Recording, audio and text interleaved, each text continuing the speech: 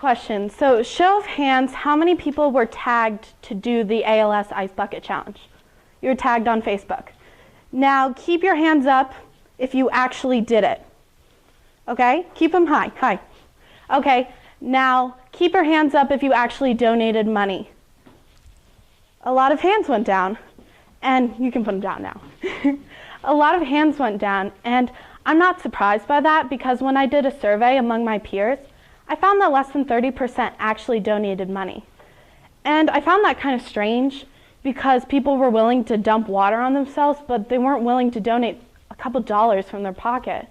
And it led me to ask the question, are people doing this to help others, or are they really doing it for themselves?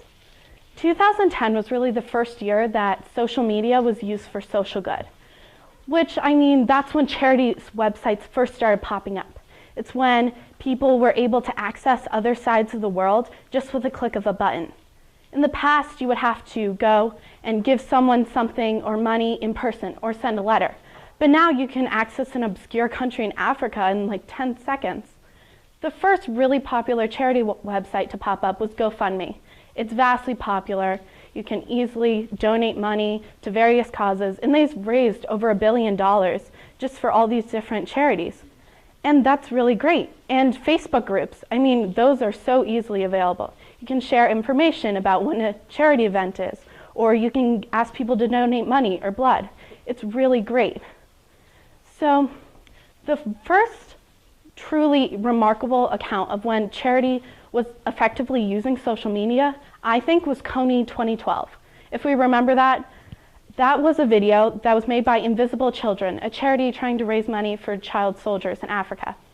And what they did was they made a video, and it went viral. It was viewed by over 100 million people, and they raised $10.3 million for their charity. And that was the first time that had ever happened, that a charity video had gone viral and they were able to get their message across to that many people. And I think the most obvious one to all of us is the ALS Ice Bucket Challenge. We've all heard of it. And that was remarkable. 17 million videos were uploaded to Facebook. They were viewed by 440 million people with a total view count of over 10 billion. 10 billion views of these videos of people dumping water on themselves.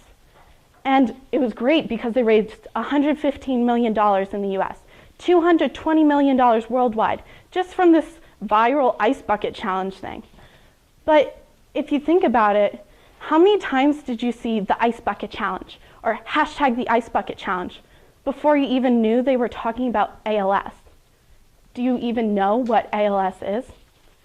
If we look at the Google search terms, this is the Google search trends for the term ALS. And it spiked in the summer of 2014, and then it just flatlined again. So yes, they raised a lot of money, and they're doing a lot of good with that. But what did this awareness do for them if nobody is even looking them up anymore? We are the most connected generation. We're on our phones 24/7. We can talk to someone on the other side of the world with just sending a quick message on Facebook. But we're also called the loneliest generation. So we go on Instagram and we post a picture when we look our best. Or we post on Facebook when we get an award or we won a game. We want to be told how good we are. I mean, we're all selfish like that, but it's a common human thing. And you know, we also do this with when we do good things. When we go to the soup kitchen, we like to put a picture of it. Or let's say you want to tell the story about the time you bought Starbucks for the lady behind you in line. We like getting the self-gratification of people telling us we're generous. But we do that for other things too. I mean, how many of you have done community service just to put it on your college resume? It's very common, and charity has always been incentivized. Do this and you get a t-shirt. Donate this amount, you get a tote bag. Dump ice water on yourself, get the admiration of your friends. It's very common. The most successful charities are always going to be the ones that are best at soliciting funds, not necessarily the ones who are doing the most good in the world. So, what can we do to change this? How can we stop being selfish and become more selfless?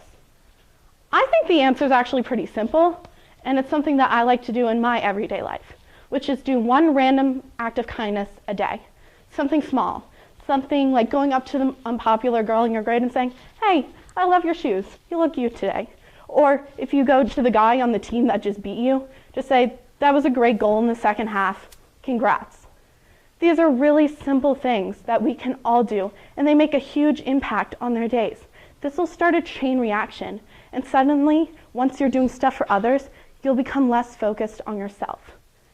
Once you can quit focusing on that one like on Instagram that changes it from usernames to numbers, you can finally start thinking about others.